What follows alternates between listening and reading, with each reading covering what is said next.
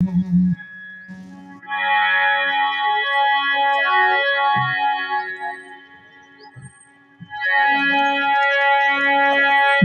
शहीद हुए सरहद पर हिंदुस्तान के लिए,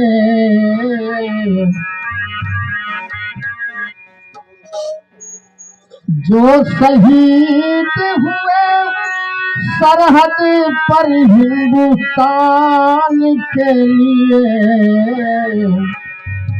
एक बार सलामी दे दो उन जवान के लिए, एक बार सलामी दे दो उन जवान के लिए।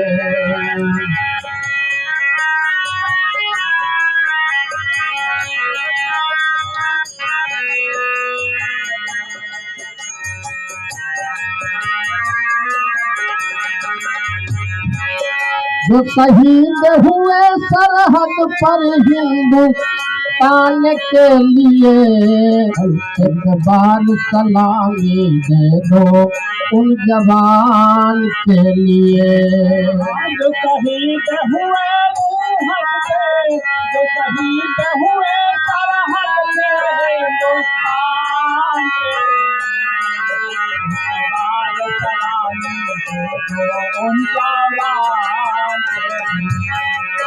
एक बार सलामी दे दो उन जवान के लिए, एक बार सलामी दे दो उन जवान के लिए। एक बार सलामी दे दो उन जवान के लिए। एक बार सलामी